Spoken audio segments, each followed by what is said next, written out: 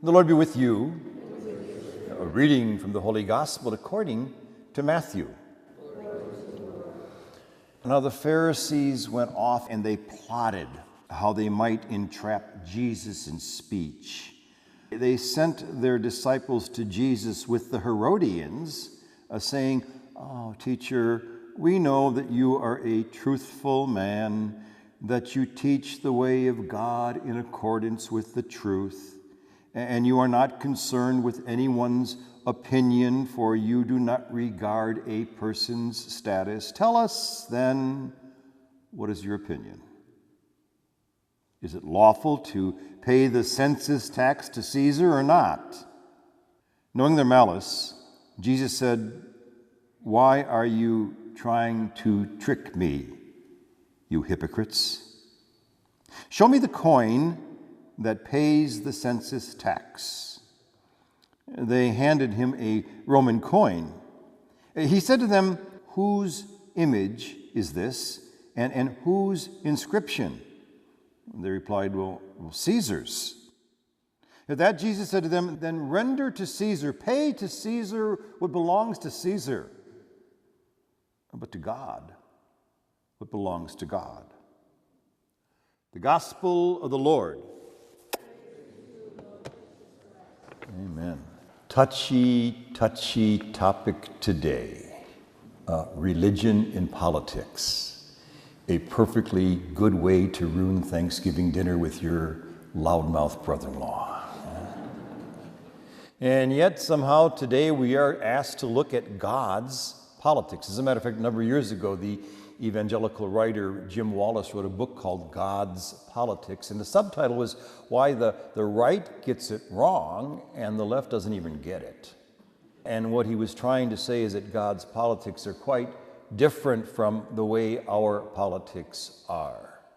He's got a whole different set of criteria. So we can ask the question, well, is God conservative or is God liberal?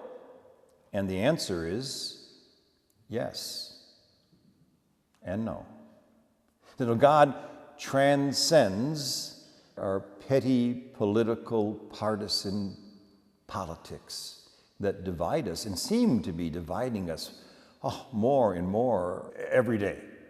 It seems like in the 60s, the two magnetic poles just drew the center apart, and we find ourselves at either end of the spectrum today with being polar opposites. And we wonder how we got to this position. And is there another position? Is there a God position? And I believe there is. And so we want to hunt that today. But the only way we're going to get there is to go through the process that Jesus is going through today. The Pharisees are really ticked at Jesus. He's just undone them. As a matter of fact, he's been undoing them for the last 3 chapters. And they are about to get in cahoots with their mortal enemies, the Herodians. But you know, there's a saying that the enemy of my enemy is my friend. And so the Pharisees and the Herodians both are really worried about this, not more than worried about this Jesus. They've got to get rid of this Jesus because he's destroying their way of life. He's destroying their values. He's giving a teaching unlike any other teaching before. Now, the Herodians and the Pharisees could be kind of similar to the parties that we've got today. The Pharisees would be considered the conservatives. They wanted to follow the law. As a matter of fact, the law almost became a god unto itself. You keep the law will keep you. These are the boundaries. Don't step out of the boundaries. Our boundaries have to be very strict. Our walls have to be very high. This gives us identity. We know who we are. I mean, that's all good stuff. That's all really very good stuff. Now, the Herodians, they are named after Herod, who was a Jew but was in cahoots with Caesar. And so while they really weren't so much liberals as we would consider them, the liberals today, they were certainly let's go along to get along. They certainly were lax in their practice. And if there was a difficulty between the what is righteous Jew and what Caesar says, well, they're gonna go along with Caesar. They're gonna try and get along. They're not going to be very jot and tittle like. They're just gonna ease on down the road. Well, they've got a problem with Jesus as well. So they want to trap him. They're going to set up a trap for him. They're not interested in the truth. You know, no matter what our political position is, whether we are a liberal or whether we are a conservative, we are all convinced that we are scientists looking for the truth. The reality is, most of us are lawyers defending our position. And the position has, been given to us basically by our nurture and our nature, by our genes, our chromosomes, and the way that we were raised. And so we the more that our position is attacked, the more defensive we become. So we're always defending our position. And it's kind of interesting to understand that they're both necessary. If you only have one wing, okay, if you only got a right wing, you're going to fly around in circles. If you only got a left wing, you're going to fly around in circles. If you want to go anywhere, you better have two wings. So you've got to have both. That which conserves and gives boundaries and identity, and that which says, let's move forward. There's something more. We still are evolving. There's somewhere to go. And they somehow balance each other, and Jesus transcends all of this. Now, how do they want to catch him?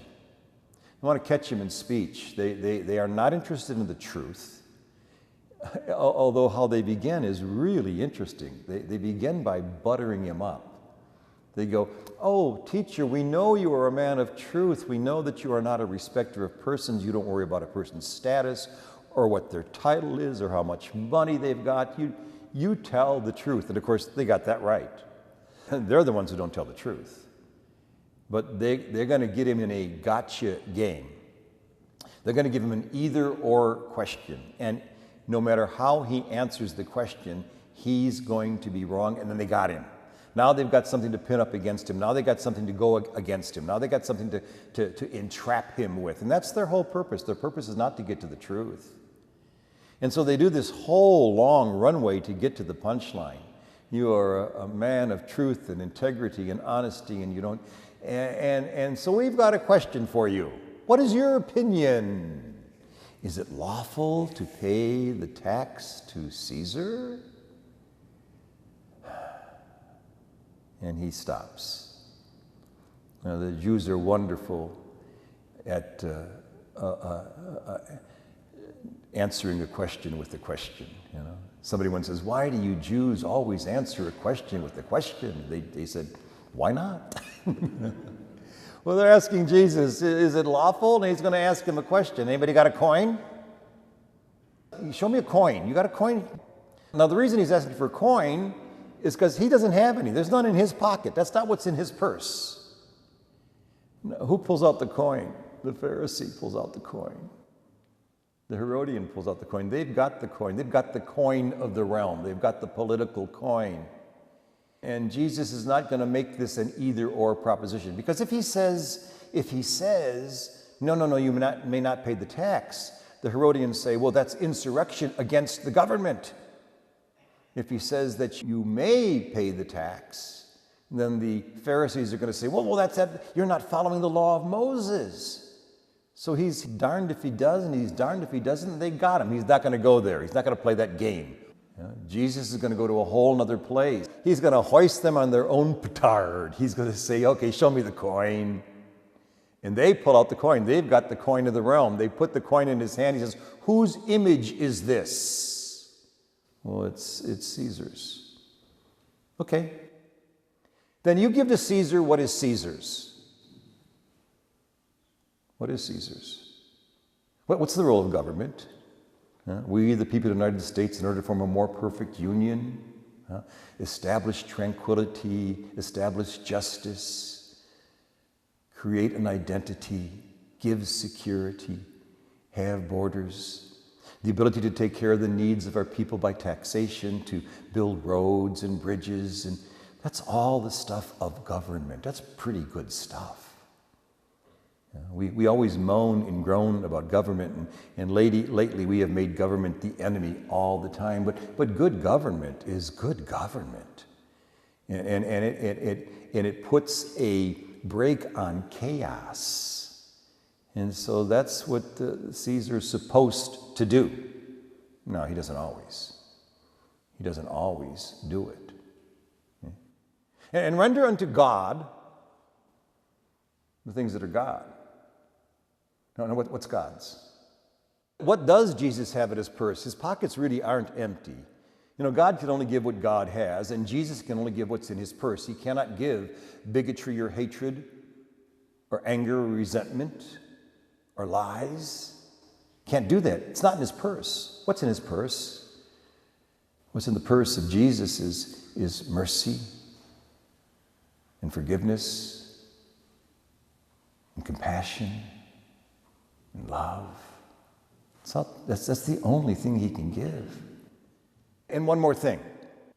Rendered to God the things that are God. Mercy, passion, compassion, forgiveness, love, and Caesar. And Caesar. God trumps Caesar. And so when we are to judge how we are working and where we are on the political spectrum, we have to ask ourselves, what are we rendering unto God, and what are the things of God, and where do we see them in our government, and where do we not see them in our government, and when we don't see them in our government, what are we called to do? And that's what Jesus is doing. When he sees the hypocrisy in the governing bodies of the Pharisees, in the governing bodies of the Herodians, he names it. He calls it out. That's God's politics. How does it play out when we see a law that is unjust, that goes against compassion and mercy and forgiveness and love? Well, then in the eyes of God, it's no law at all. And of course, that's why we had the abolition of slavery. And of course, today we go, my goodness, how could we even think such a thought? But not only do we think such a thought, but we continue to go on today. Today, we are faced with incredible hatred and me-firstism, which really seems to go against. So you're going to have a leader come up. You're going to have a Mahatma Gandhi saying to the British, your law against us is unjust. Or a Nelson Mandela coming and saying, apartheid is against the law of God. Or Martin Luther King saying that Jim Crow has to go. That's God's politics. And in that way, we all have to be within the political spectrum. God uses Cyrus today, a secular man, what for good? To bring the Israelites back home where they belong. And it's a wonderful and it's a beautiful thing. God's politics always trumps. That's enough.